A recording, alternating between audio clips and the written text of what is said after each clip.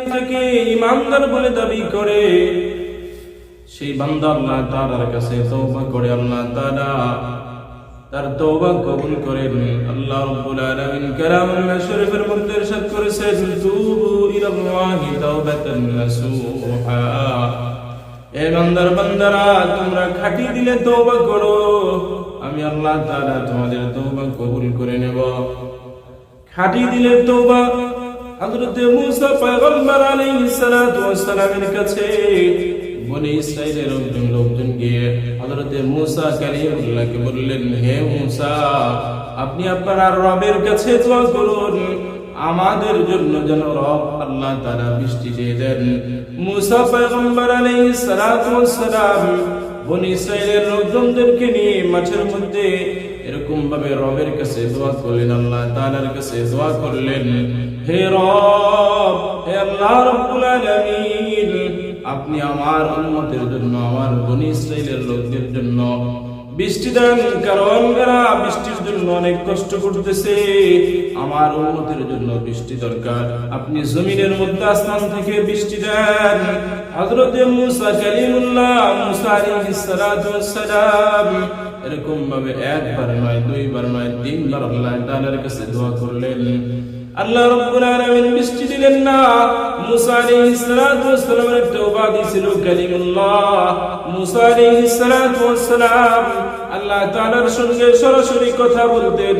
আল্লাহ তাআলার সঙ্গে মুসা আলাইহিস সালাতু ওয়াস সালাম কথা বলা শুরু করে দিলেন।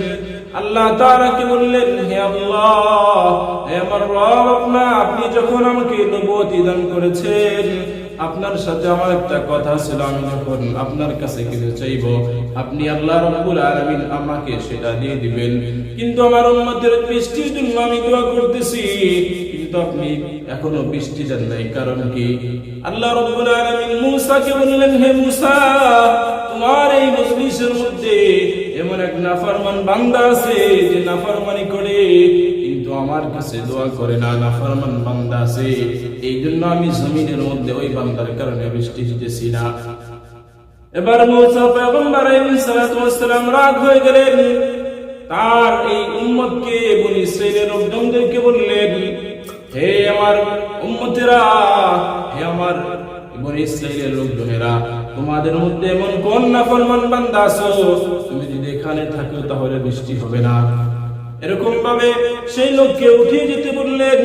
মুসা আলাইহিস সালাতু ওয়াস সালাম এরকম ভাবে দেখলেন, কিছুক্ষণ পরে আল্লাহ তাআলা আসমান থেকে জমিনের উপরে তার এলাকার মধ্যে বৃষ্টি দান করলেন। সুবহানাল্লাহ, সুবহানাল্লাহ।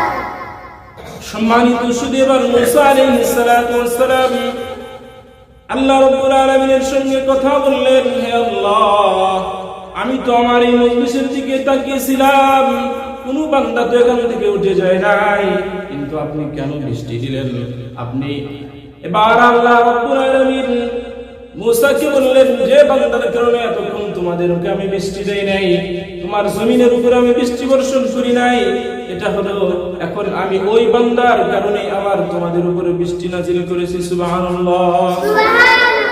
সম্মানিত শুধু হযরত মুসা আলাইহিস সালাতু ওয়াস সালামকে আল্লাহ পাক বললেন, ওই বান্দা নাফরমান বান্দা ছিল, কিন্তু ওই বান্দা এমন তওবা করেছে, এই বান্দা তওবা করেছে, এই জমিনের মধ্যে মজলিসের মধ্যে থেকে আল্লাহর কাছে তওবা করেছে, আল্লাহ, আমি তো এরকম ভাবে 40 বছর তোমার নাফরমানি করেছি, তোমার কোনো গুণগান গাই নাই, ইবাদত করি নাই, তবুও তুমি আমার রিজিক বন্ধ করে দাও নাই, তবুও তুমি এই জমিনের মধ্যে চলাচল আমার বন্ধ করে দাও নাই। হে আল্লাহ, আমি তোমার কত নাফরমানি করেছি, 40 বছর তোমার নাফরমানি করেছি, তবুও তুমি আমাকে সুস্থ রেখেছো, তবুও তুমি আমাকে সুন্দরভাবে খাওয়াইছো, তবুও তুমি আমাকে এরকম ভাবে অসুস্থতা দাও নাই।